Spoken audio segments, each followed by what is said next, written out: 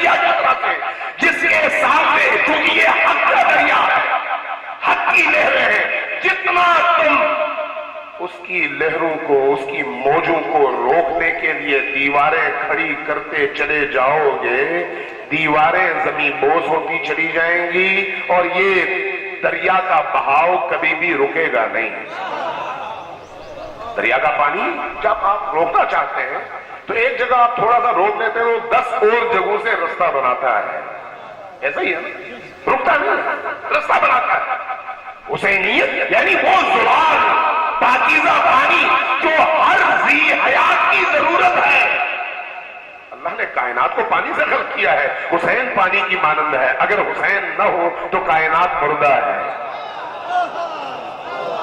اگر پانی نہ ہو تو کائنات کی حیات ختم، حسین نہ ہو تو انسانیت کی حیات ختم ہے۔ اس لیے کہ انسانیت اگر زندہ ہے آج کے دور میں تو اس حیات اور زندگی کا ضامن حسین ہے۔ حسین نے ظلم کے خلاف اٹھنے کا رستہ بتایا ہے، حسین نے ظلم کی آنکھوں میں آنکھیں ڈال کر میدان میں کھڑے ہونے کا سلیقہ اور طریقہ دکھایا ہے، حسین نے کمزور انسانوں کو جرأت دی ہے، حسین نے پاکیزگی کا رستہ دکھایا ہے۔ حسین کی زندگی کی ابتدا سے لے کر انتہا تک کوئی ایک جگہ دکھا دیں جہاں پر حسین خدا سے جدا ہو۔ حسین خدا سے جڑا ہوا ہے۔ اس لیے آپ دیکھتے ہیں کہ زندگی کے آخری لمحوں میں بھی حسین کا نعرہ کیا ہے؟ بار الہ تو راضی ہے؟ اگر تو راضی ہے تو حسین راضی ہے۔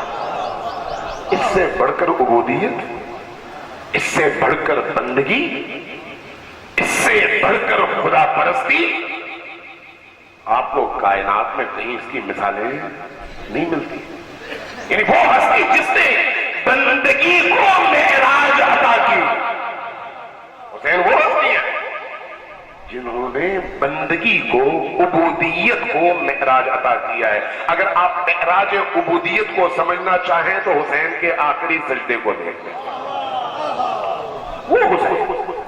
اگر وہ حسین ہے تو حسین کی راہ بھی واضح ہو گئی، اب کسی وضاحت کی ضرورت نہیں ہے۔ ہے ضرورت اب نہیں ہے، اب واضح ہے جو اس رستے پر چلے گا حسینی ہوگا اور جو اس رستے کو چھوڑے گا اس کے اوپر چاہے کوئی بھی آپ لیبل لگا دیں حسینی نہیں ہوگا، باقی جو بھی آپ لیبل لگانا چاہیں لگا دیں۔ آج پوری دنیا نارتھ امریکہ سے لے کر آپ کے ساؤتھ ایشیا تک، آپ کے یمن سے لے کر سنکیانگ تک، آپ کے لبنان سے لے کر پارا چنار تک، پوری دنیا میں آپ کو ایک بڑی آواز نظر آئے گی، اسلامائزیشن، اسلامی تحریک، بڑی آواز۔ چونکہ میرے پاس ٹائم کم ہے اس لیے اگر آپ اجازت دیں تو میں مسائل نہ پڑھوں اور اپنی گفتگو ختم کروں، اور مسائل جو ہے پھر ہمارے کوئی اور بزرگوار، کوئی ذاکر پھر آپ کی خدمت میں، اگرچہ یہ محرومی ہے لیکن چونکہ ٹائم کم ہے۔ صلوات بھیجیے بس محمد وآل محمد۔ پوری دنیا میں آپ دیکھیں اسلام کے نام پر بہت ساری تحریکیں اٹھ رہی ہیں۔ طالبان اسلام کے نام پر اٹھے یا نہیں اٹھے؟ اٹھے یا نہیں؟ القاعدہ اسلام کے نام پر اٹھے یا نہیں؟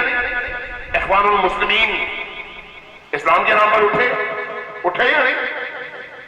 توجہ ہے؟ اس وقت داعش، النصرہ فرنٹ، جتنی بھی اس طرح کی دہشت گرد تنظیمیں ہیں سب کے کس نام سے اٹھے ہیں؟ اسلام کے نام سے۔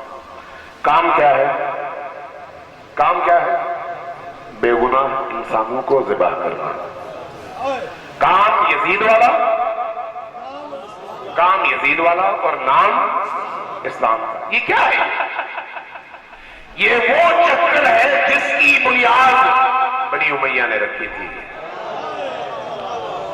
توجہ چاہیے، بڑے اہم نکات ہیں یہ، بڑے اہم اور تاریخی نکات۔ یہ وہ تحریک ہے جس کی بنیاد بنی امیہ نے رکھی۔ بنی امیہ نے کیا کیا؟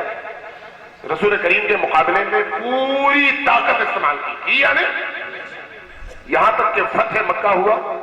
فتح مکہ کے بعد بنی امیہ کے بڑوں نے بھی تسلیم کر دیا کہ ٹھیک ہے اب چارہ نہیں ہے, اب ہم بھی اسلام قبول کر لیتے ہیں, چونکہ اب چارہ نہیں ہے, سب مسلمان ہو گئے, ہم اگر آئسولیٹ ہوں گے تو مشرک کے نام پہ ہم بھی کاٹے جائیں گے, اس لیے چلو اسلام کو قبول کر لیتے ہیں. اور ایسا ہی ہوا. اور ان کو کیا کہا رسول کریم نے؟ طلقاء. کیا کہا؟ طلقاء, جن کی جان بخشی رسول کریم نے کر دی ہے. چاہتے تو گردنیں اڑا دیں, لیکن کہا نہیں, دنیا کو پتہ چلنا چاہیے طلقاء کون ہیں, اہل البیت کون ہیں, پتہ چلنا چاہیے دنیا کو پتہ چلنا چاہیے کہ زندگی کی آخری رمق تک محمد مصطفیٰ صلی اللہ علیہ وآلہ وسلم اور ان کے پاکیزہ اہل البیت اور پاکیزہ صحابہ کے خلاف جو لوگ لڑتے رہے وہ کون ہے, اور ان کے پاکیزہ اہل البیت اور پاکیزہ صحابہ کون ہے, دنیا کو پتہ چلنا چاہیے. اس لیے کہا کہ ان کو چھیڑو نہیں. انہوں نے کیا کیا؟ انہوں نے یہ کیا کہ بنی امیہ کے بڑوں کی مجلس بلائی, جیسے شیطان مجلسیں بلاتا تھا, اجلاس کرتا تھا, اپنے چہلوں کو بتاتا تھا, مشورے دیتا تھا. کہا کہ اب تم نے اقتدار کے قریب جانا ہے اور اقتدار پر تسلط قائم کرنا ہے. اپنے آپ کو ان مسلمانوں سے زیادہ مسلمان ثابت کرنے کی کوشش کرنی ہے, تاکہ تمہارے ان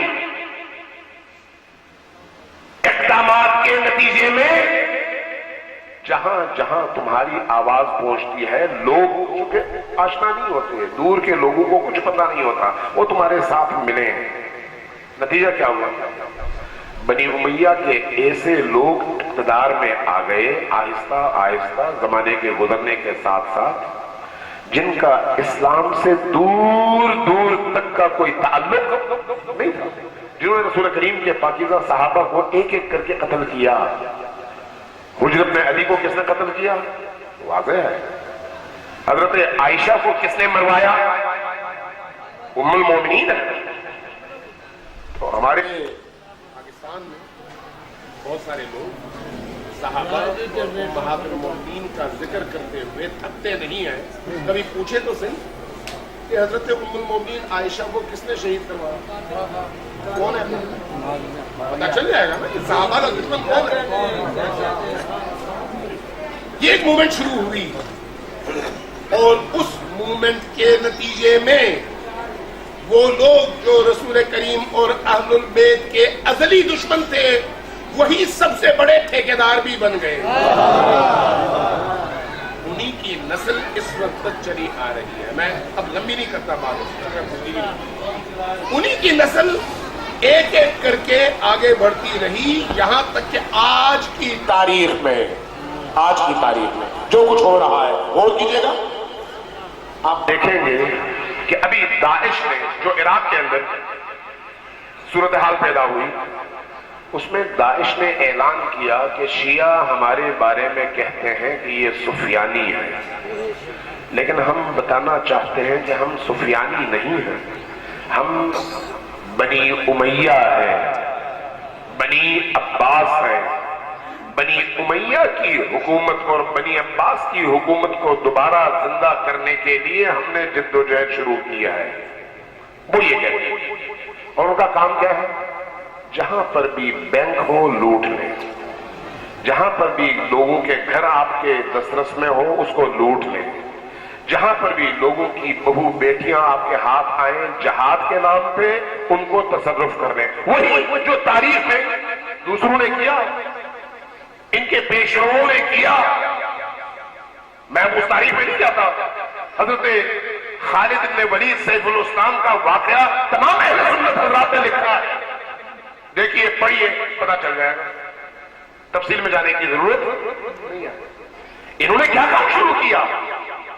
چاہے آپ کے قبائلی علاقے ہو پاکستان کے, چاہے آپ کے تکریت, موصل, الانبار اور عراق کے وہ خطے ہو, چاہے سیریا کا وہ خطہ ہو, چاہے فلسطین کے علاقے ہو, جہاں پر بھی آپ جائیں آپ کو یہ بات نظر آئے گی کہ اسلام کے لبادے میں सरापा कुफ्र ने सर उठाया हुआ है।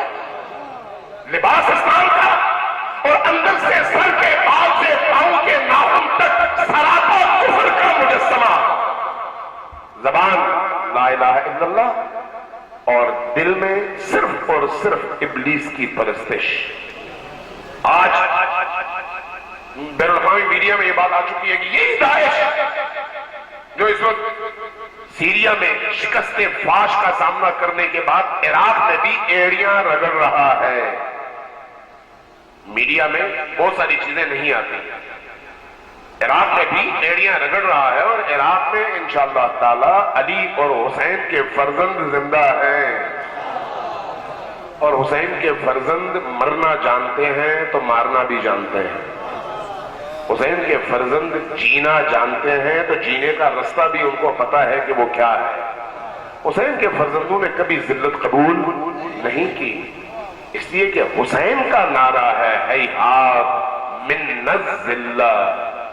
लिहाजा दाइश या अन्नुसरा या दूसरे नामों से या तालिबान या अलकायदा या किसी सिपा का नाम हो, किसी लश्कर का नाम हो, किसी और बड़ा बदल और खन्नासों का नाम हो, घबराएं नहीं, घबराएं नहीं। ज़हन में रखें कि एक जमाना था शीइयत का नाम लेना जुर्म था, तब भी हम जिंदा थे। आज पूरी दुनिया के अंदर अगर इस्लाम का कोई हकीकी मंतकी मुवज्जा आबरूमंद इज्जतदार और सरबुलंद चेहरा दुनिया में कहीं पर है तो उसको शिया का चेहरा कहते हैं। शिया के इस इस्लामी चेहरे के ऊपर जुल्म का एक दाग धब्बा नहीं है, इसलिए कि शीयत यानी रूह है दीन मोहम्मदी, रूह है दीन मोहम्मदी, जहां पर आप जुल्म का सोच भी नहीं, सितम का सोच भी नहीं। चैलेंजेस है आप, इन चैलेंजेस के मुकाबले में अगर हमने खड़े होना है तो फिर रास्ता एक ही है। वो कौन सा रास्ता है? वो हुसैन का रास्ता है, सिर्फ हुसैन का रास्ता, सिर्फ और सिर्फ हुसैन का रास्ता। गर्मी है मैं मानता हूं, लेकिन 2 मिनट मुझे इजाजत दें मजीद।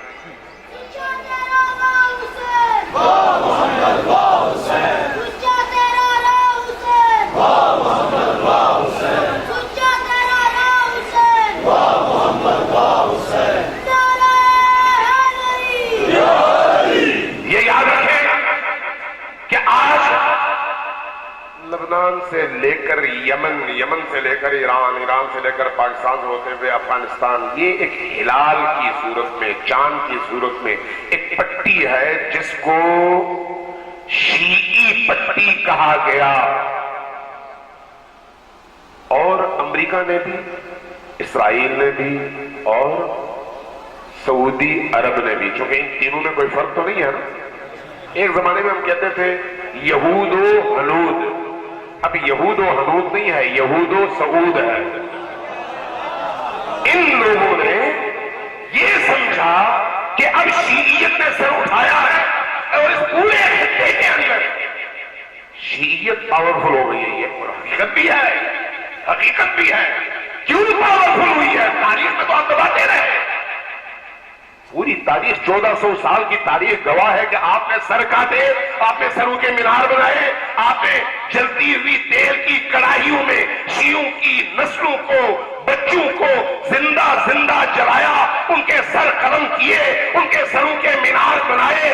हर वो जुल्म जिसका तसव्वुर भी किया जा सकता था वो आपने ढाया, लेकिन उसके बावजूद शीइयत उस समंदर की तरह से आगे बढ़ता चला गया और उसकी राह में जितनी रुकावटें आई फना होती चली गई। तो इसलिए आप देख लीजिएगा कि फातिमा के दरवाजे के अंदर आज 10 अफराद थे, आज पूरी दुनिया में जिन्हें आप गिनने से कासिर हैं और अली के कुर्बान होने वाले करोड़ों की तादाद में मौजूद हैं।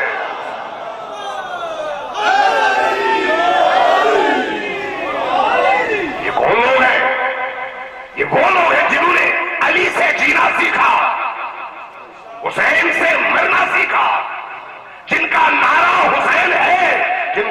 अल हुसैनियत है, जिनके किरदार में कोई झोल नहीं है, जिनकी रातें सुजूद और रुकू में गुजरती हैं और दिन दुश्मनों के मुकाबले में सीना तान कर। यह है वक्त का तकाजा, यह है वक्त की जरूरत। अगर हम अपने खित्ते के अंदर इन जालिमों का मुकाबला करना चाहते हैं, जो कि चाहना चाहिए, यही हमारा ईमान होना चाहिए, वरना फिर हुसैनी का क्या मतलब है? हुसैनियत का मतलब यह तो नहीं है कि हम हाथ पे हाथ धरे बैठ जाएं, इमाम बारगाहों में मजलिसें सजाएं, मजलिसें मुनक्किद करें